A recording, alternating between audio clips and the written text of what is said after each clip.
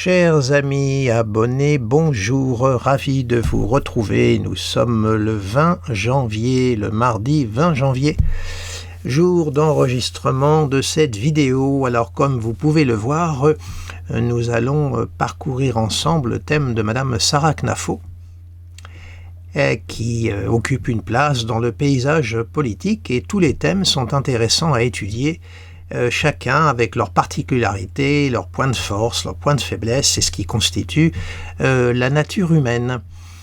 Alors, comme vous pouvez le constater, Madame Sarah Knafo est née un 24 avril 1993 à 12h20 à Paris. Alors, ça en fait donc une native du signe du Taureau avec un ascendant Lion. Donc deux signes fixes, signe de terre par le Taureau, signe de feu par le Lion, et on voit un Mars au lever, angulaire à l'ascendant. Donc déjà, elle naît avec Mars au lever, donc ça marque une nature évidemment combative. Peu importe que Mars soit dans le signe du Cancer, elle a une signature martienne, ça marque une nature déterminée, combative, qui est capable de faire preuve de courage et qui fonce. Voilà, c'est Mars, c'est l'action. Et Mars, qu'est-ce que l'on voit? Il est le maître de son milieu du ciel, qui marque la carrière, maître de Mercure, qui marque le mental, et maître de Vénus, qui est une planète d'échelle de valeur, qui marque la séduction, l'aura, le côté social, et cette Vénus natale est maîtresse de son soleil dans le signe du Taureau. Et nous voyons que le soleil est au carré de l'ascendant et au carré de Mars, mais tout au moins je verrai d'ailleurs les aspects à l'ascendant parce que ça m'agace un peu par moment. Voilà, donc le soleil est au carré de Mars, et déjà uniquement cette distribution par maîtrise marque déjà, par le soleil en Taureau, c'est quelqu'un qui a les pieds bien ancrés dans le réel, la tête bien sur les épaules, il n'y a pas plus pragmatique, plus planté dans le réel que le Taureau, et son soleil est quand même dans la maison 10, qui est la maison de la carrière. Le soleil est son maître d'ascendant qui marque le moi profond, donc on voit l'ambition de cette personne, et le soleil est aussi le maître du MC de Mercure et de Vénus par exaltation, puisque le soleil est exalté dans le bélier. Donc déjà, on a déjà là une petite idée de la nature de cette personne. À ceci s'ajoute cette lune qui est en Gémeaux. Elle est dans la maison 11, qui est une maison qui est liée à la relation, à la vie publique, à la vie politique. Elle a la lune qui est à l'intérieur en Gémeaux. Cette lune en Gémeaux, c'est ce qui lui donne toute cette éloquence, cette aisance lorsqu'elle s'exprime, parce que je l'ai étudié pas mal de temps avant de vous faire cette vidéo.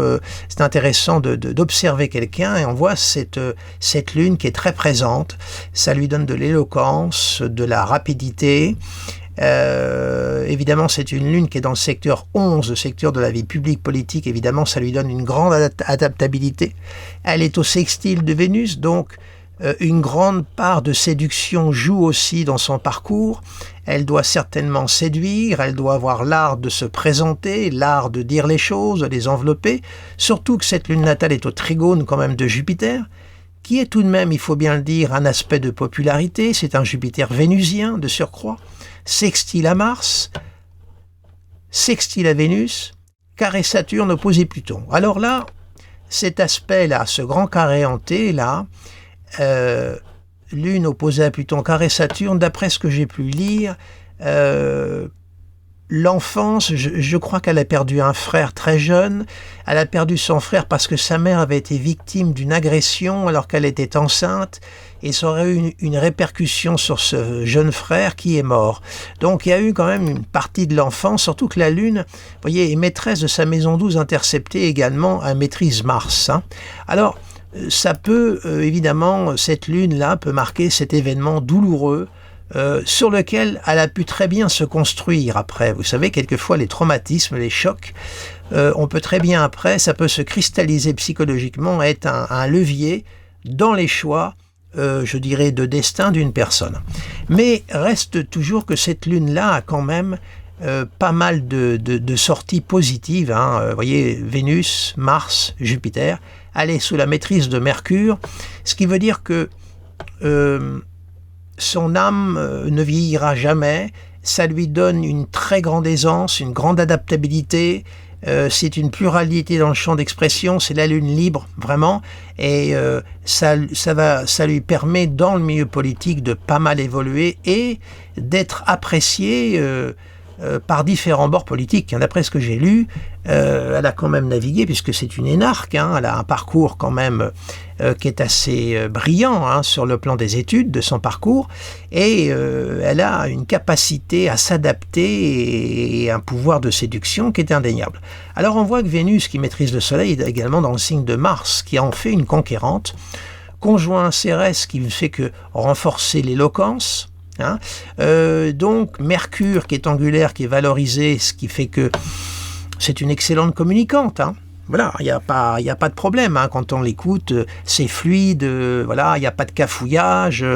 Voilà, il y a quand même ce Mercure qui est martien, qui est frondeur et qui est déterminé, et qui est le maître de sa lune natale. Vous voyez, donc ça participe. Et également, Mercure est le maître de sa maison 3, qui est une maison qui est liée à l'expression. Alors, elle est née sous le cycle Uranus-Neptune, qui est un cycle de génération. Mais ce qui est intéressant, c'est que ce cycle-là, Uranus-Neptune, va se reformer par sextile prochainement, puisque vous savez qu'Uranus va rentrer bientôt en Gémeaux, et va être au sextile de Neptune. Et on a ces deux planètes-là qui sont en train de se reformer par transit actuellement. Donc, on voit une ambition très nettement marqué, on voit une forte volonté, un courage, une capacité aussi à pouvoir, la Lune qui est maîtresse de 12 interceptée, la 12 c'est aussi les ennemis secrets, et le maître de cette maison est en 11, c'est-à-dire que elle a la possibilité, certainement au bout d'un moment, de pouvoir rallier même ceux qui lui sont opposés, les ennemis. Elle a la possibilité de renverser la vapeur, je pense. Elle a cette aptitude-là, dès qu'elle a la possibilité d'entrer en contact avec les gens. C'est quelqu'un qui est fait pour le contact, qui est fait pour l'action. C'est une femme concrète, Sarah Knafo. On n'est pas dans l'abstraction, on n'est pas dans des circonlocutions nébuleuses et philosophiques qui peuvent être au demeurant très intéressantes, mais qui quelquefois sur le plan politique ne pèsent pas plus lourd qu'une mouche sur une balançoire. Donc c'est une femme de terrain, indéniablement. Elle a un Saturne en Verseau, donc il est plutôt bien, même si ce Saturne, en revanche, fait beaucoup de dissonance. Le carré à la Lune, c'est pas un carré facile. Semi-carré Mercure, c'est un Saturne 8. Comment ce Saturne peut-il jouer? Il est le maître de sa maison 6 aussi, quand même. Ça peut peut-être marquer une santé délicate. Alors on dit qu'un Saturne 8, c'est un signe de longévité dans les vieux manuels d'astrologie. Peut-être passe-t-elle par des périodes de doute, peut-être des périodes de blues. Saturne au carré. La Lune Gémeaux est très jeune, et Saturne vient donner son petit coup de... Le père tape dur, là, vous voyez, qui vient un peu toucher la Lune, peut-être de temps en temps, en plus il y a Pluton qu'on participe, elle a peut-être du vague à l'âme, des périodes de blues. C'est pas impossible. Allez savoir, la Lune, c'est toujours très particulier à interpréter dans un thème, puis c'est aussi sa part de féminité. Voilà. Alors ça, il faudrait avoir une conversation avec elle pour ces sujets intimes, et comme vous savez, je refuse dans les interprétations en ligne d'entrer dans les sujets intimes, parce que ça serait très indécent. Mais on voit qu'il y a quand même quelque part une zone de fragilité chez elle, qui peut remonter à l'enfance, ou des zones qu'elle va garder très secrètes. La 8 et la 12 sont des maisons secrètes, et qu'elle ne va pas en faire étalage. Voilà. Elle va le garder en elle, bien enfoui, elle va même pas s'en servir comme levier, à la limite, pour attendrir l'auditoire. C'est pas vraiment le profil. Alors on a un Jupiter ensuite, là, qui est une planète de pouvoir, qui est quand même en balance. On peut dire que c'est un Jupiter qui est au service de la justice, de la balance. Il est au trigone de la Lune, alors il est opposé à Mercure et opposé à Vénus. Alors une opposition Vénus-Jupiter, ça équivaut aussi à une conjonction, donc ça ne fait que amplifier, valoriser les valeurs vénusiennes, puisque Jupiter est sous la maîtrise de Vénus, en balance. Donc ça joue. Mercure opposé à Jupiter, Est-ce qu'il y a une porte de sortie? Non, il n'y en a pas. On a un Mercure semi-carré Saturne opposé à Jupiter. Alors ça, Saturne, c'est l'ordre. Jupiter, c'est la justice. Jupiter, c'est l'avocat. Saturne, c'est le droit. Attention dans le courant de sa vie, de sa carrière, à ce qu'elle va déclarer et ce qu'elle va dire, parce que ça pourrait se retourner contre elle. Elle pourrait être attaquée en justice. Surtout qu'on vit une époque maintenant, il ne faut pas dire grand-chose pour que ça... On monte tout de suite dans les rideaux et aux cocotiers. Hein. Vous avez osé dire ça. Donc, dans le cours de sa carrière, il va falloir qu'elle fasse attention à ça. Parce que j'ai remarqué qu'elle n'avait pas la langue dans sa poche. Hein. Elle a un Mercure Bélier, elle fonce. Hein. Alors, quelquefois, le Mercure Bélier fonce et puis il réfléchit après, quand il s'est tapé dans le mur, pour être dans une définition très caricaturale. Mais c'est un petit peu ça. Il y a quand même un côté nerveux chez elle. Hein. Mercure Bélier, Lune Gémeaux, c'est très rapide, c'est très nerveux. Alors attention à ce que de temps en temps, ces engagements, ces déclarations ne se retournent pas contre elle. Voilà, il y a quand même ce risque qui est là, hein, dans son thème. Ouais, je vois que c'est plutôt... le sesquicarré, c'est le MC avec Pluton, donc ça peut jouer effectivement au niveau de sa carrière. Saturne, est-ce qu'il fait un... Saturne, il est au semi-carré de Mercure.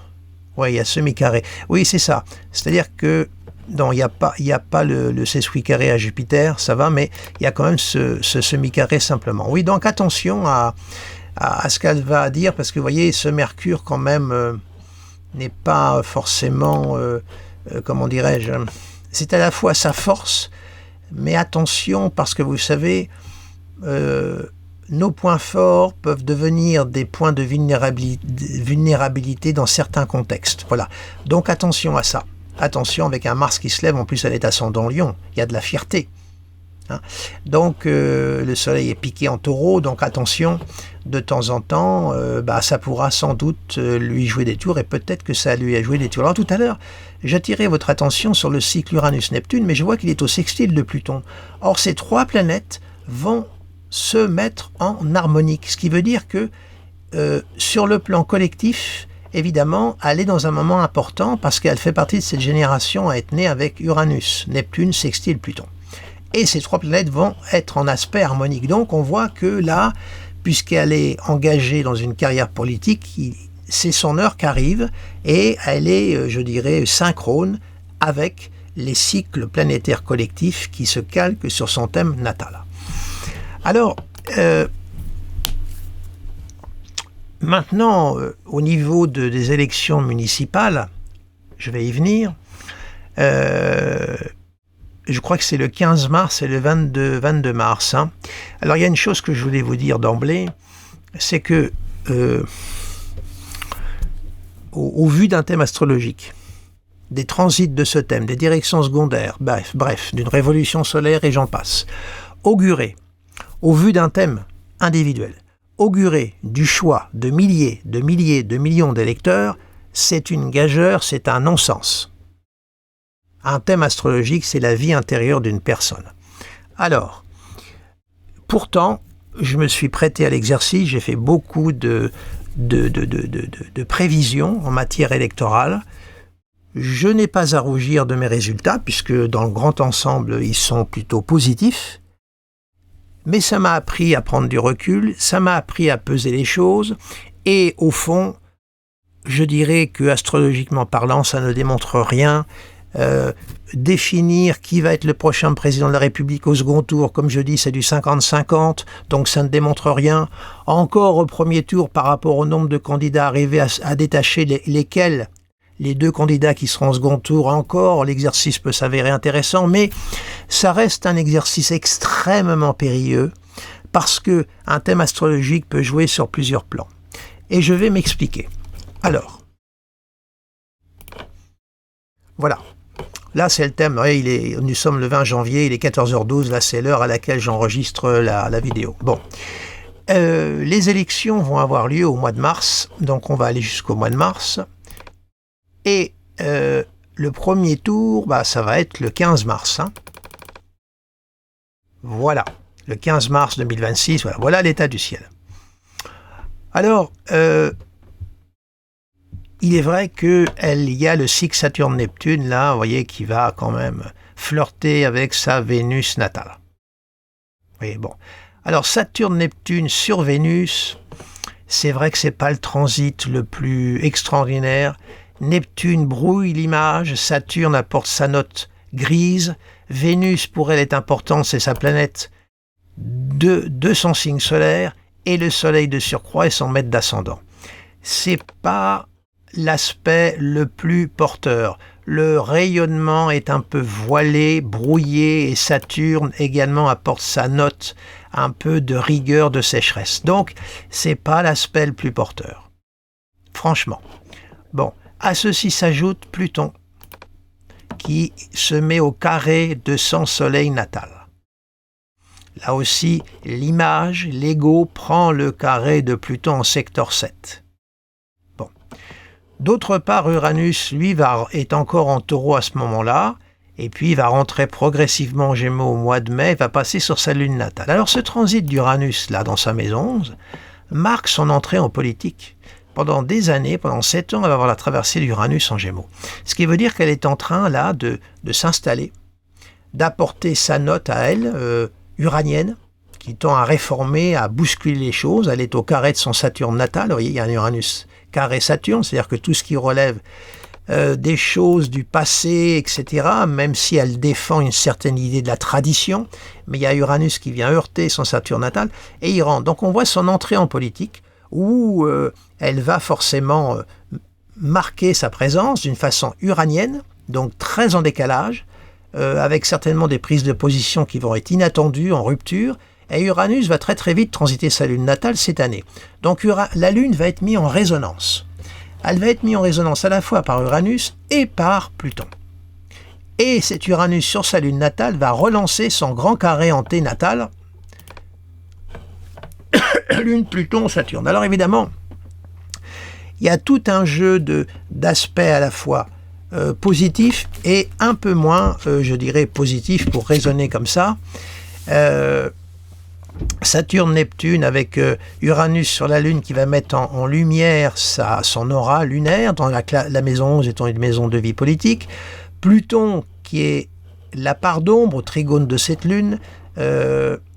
Attention à ce qu'elle ne soit pas l'objet d'attaque, l'objet de...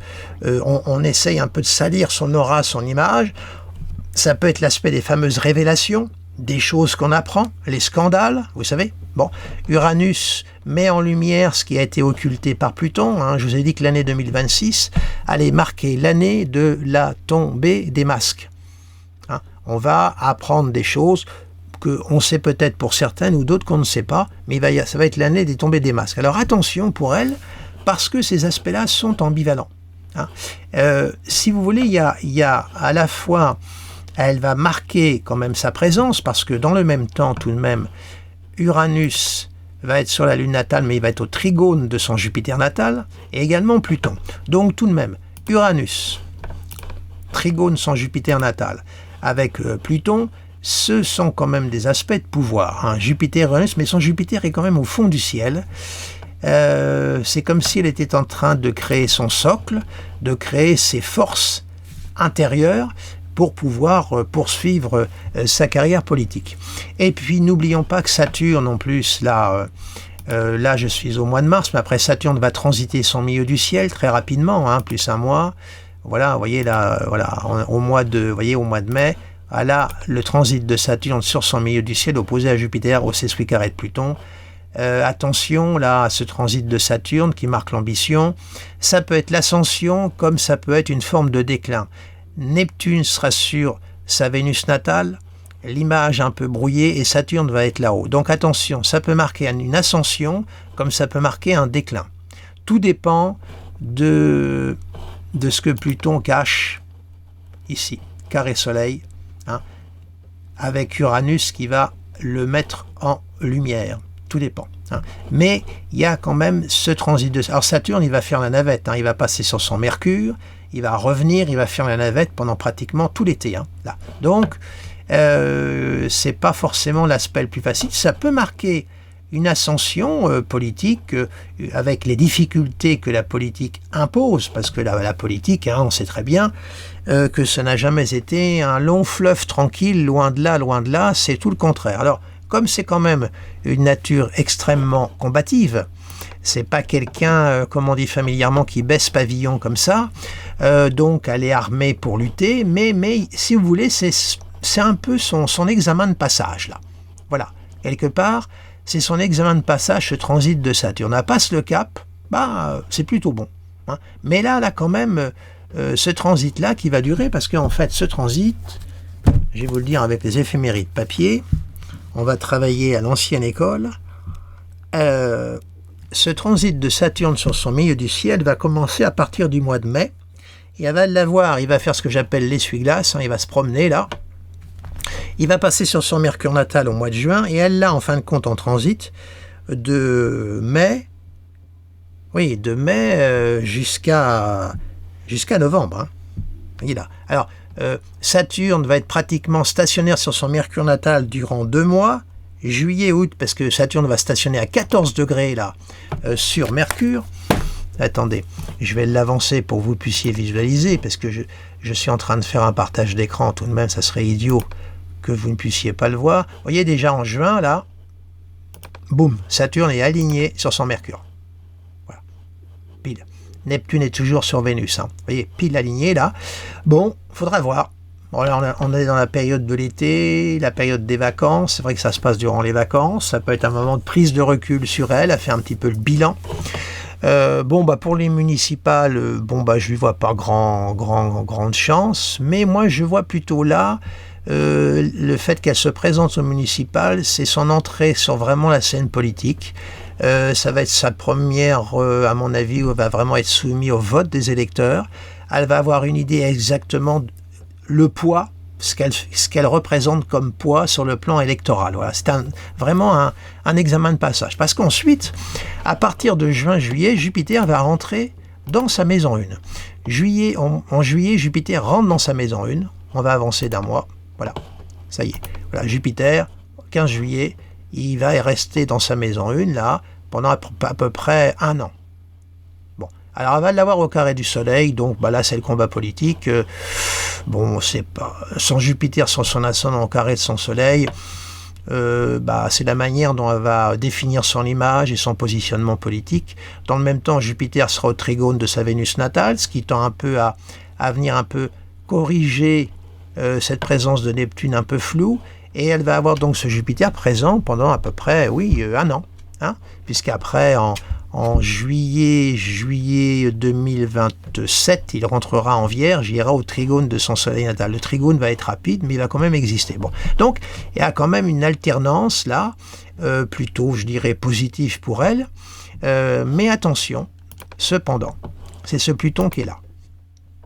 Alors vous savez, Pluton, il est en face. Ce sont ses interlocuteurs. La maison des procès. La maison qu'on appelle des ennemis déclarés. Mais là, attention, les ennemis déclarés sont plutoniens. Donc, attention, c'est, ça avance à visage masqué. Ça fait carré à son soleil, on essaye de nuire à son image, à son autorité. Hein. Donc, il faudra qu'elle se méfie là, parce que Pluton, c'est la planète du pouvoir, mais c'est le pouvoir de l'ombre, c'est le pouvoir de la finance, c'est tout ce pouvoir, on va dire, occulte dans l'acception très très large du terme. Elle est née avec un Pluton en Scorpion, hein, d'ailleurs, qui est au trigone de son Mars natal, hein, ce qui est un signe quand même de très forte puissance. Mais attention à la présence de ce Pluton, ça peut lui jouer des tours. Il faudra qu'elle soit très très prudente sur les personnes qui vont se présenter à elle. Attention de ne pas pactiser avec le diable.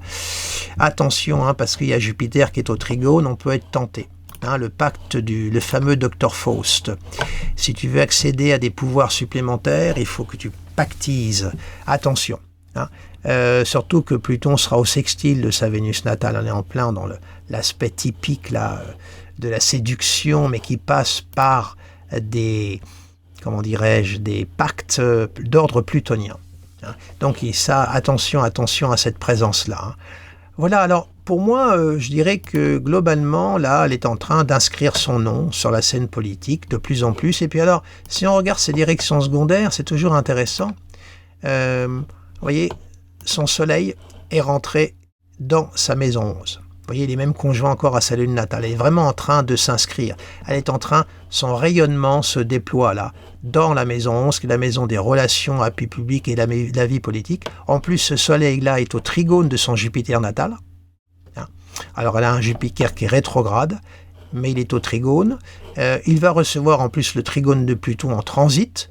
Donc, on voit qu'elle est en train de marquer sa place. Avec difficulté, carré Saturne, mais bon, les difficultés, on en rencontre toujours, et Dieu sait qu'en politique, ça manque pas. Les pots de banane, les savonnages de planches, ça ne manque pas.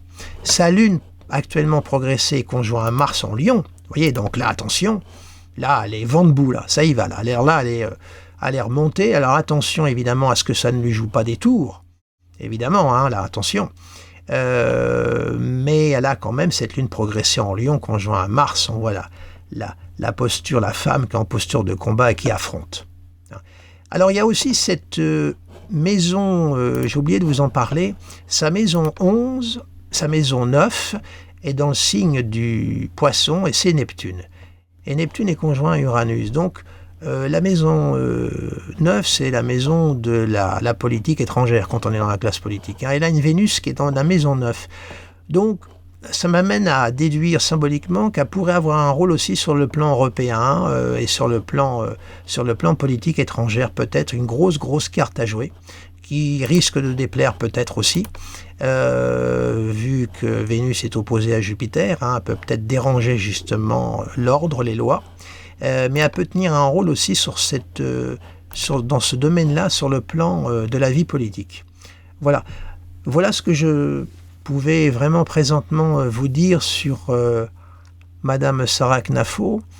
Je crois qu'elle a des enfants, me semble-t-il, hein, il me semble 2 ou 3. Je ne suis pas très sûr, mais c'était pas gagné d'ailleurs, vous voyez, parce qu'avec ce Pluton, maison 5 en Scorpion, avec le Pluton à l'intérieur opposé à la Lune, au carré de Saturne, la Lune qui est la fertilité, c'était pas gagné, vous voyez, le fait qu'elle soit maman, vous voyez, vraiment, c'était pas évident de prime abord, vous voyez, ça peut soulever une question aussi. Enfin voilà, mais toujours dit que j'ai lu qu'elle était mère, hein, sauf erreur de ma part, hein, je crois, vraiment. Voilà ce que je peux vous dire. Donc c'est un thème vraiment de femme d'ambition, qui a la tête bien plantée entre les épaules, grande capacité d'adaptation, une très grande souplesse, vélocité intellectuelle, et puis la lune Gémeaux, c'est la femme libre, hein. Vraiment. Hein. Donc une femme qu'on ne peut pas emprisonner, une femme qui répond également à son instinct, hein. Pluton est au trigone de l'ascendant, hein, et au trigone de Mars, c'est vraiment une nature combative, frondeuse, qui ne manque vraiment pas de courage. Voilà, donc après son avenir politique, c'est toujours très difficile à augurer, vous savez, au vu d'un thème. C'est vrai que Soleil, Mercure, Vénus, elle est fait pour communiquer, donc elle est fait vraiment pour occuper une fonction très en vue. Le Soleil en 10, la pensée, la parole est là, et la séduction est quand même présente et maîtrise son Soleil. Donc elle est fait pour avoir des métiers qui vont la mettre dans la lumière, qui vont la mettre en vue. C'est-à-dire que cette composante-là dans son thème, elle le transporte partout. Demain, elle quitte la vie politique et elle se dirige, je ne sais pas, dans un autre domaine. Ce clavier-là, solaro, mercurien, vénusien, jouera quoi qu'il en soit. Et Mars, qui marque une nature combattante, une nature d'action avec un très fort désir, il est angulaire à son ascendant et en plus, il a un ascendant Lion. Donc on voit qu'il y a quand même une note feu dans son thème. Et d'ailleurs dans la chaîne planétaire, j'avais regardé et je crois que les planètes, voilà, et là, vous voyez, Mars, Mercure et la Lune qui arrivent en premier. Voilà. Et vous voyez, Saturne est tout seul. Saturne est isolé. Mais Saturne est isolé, mais son Saturne, comme vous le savez, il est en Verseau. Mais là, Saturne qui est tout seul. C'est intéressant. Le grand solitaire n'est pas en lien avec la chaîne. Alors, il est le maître de sa maison 6, il maîtrise Uranus-Neptune, il est dans la maison 8. Alors évidemment, carré de la Lune, il peut jouer vraiment au niveau d'une vie beaucoup plus secrète intérieure. Pour vraiment décoder ce Saturne, là, il faudrait vraiment être en présence de Sarah Knafo et puis discuter avec elle et rentrer dans des questionnements très très intimes et très secrets. Voilà. Alors, maître de maison 6, est-ce que ça peut marquer chez elle peut-être une fragilité au niveau santé? C'est pas impossible non plus. Hein. Voilà. Écoutez, je peux pas aller plus loin sur ce terrain-là. Tout au moins, je n'ai pas envie. Voilà. Bah, écoutez, voilà pour les municipales. Donc, bon, je suis mitigé, mais bon, je vous ai dit de ce que je pensais de ce type d'exercice. Mais je voulais en même temps présenter le thème de Madame Sarah Knafo, puisqu'elle est quand même présente là sur le terrain, elle va être présente au municipal, et j'ai pensé qu'il était bon quand même d'explorer son thème astrologique. Alors Saturne-Neptune, c'est vrai sur sa lune natale, ça peut marquer aussi tous ces laissés pour compte, ces gens qu'on ne veut pas entendre, ou un peu, comment dirais-je, représenter une partie de ces gens-là. D'une partie de ces gens-là qui peuvent se reconnaître dans ces valeurs, Vénus également. Il ne faut pas l'oublier, ça. Hein. Voilà, il peut y avoir aussi ça. Ça peut arriver peut-être à fédérer un peu, surtout que sa lune quand même est capable de fédérer là, peut-être une partie de cette tranche de la population qui a l'impression qu'elle n'est pas entendue, qu'elle est laissée pour compte, et voilà, ce qu'on appelle un peu le populisme aujourd'hui, vous savez, un petit peu trop vite, je trouve. Il faut se méfier de ce mot, hein, de ce terme. Voilà, ben écoutez, je vais arrêter ici cette exploration.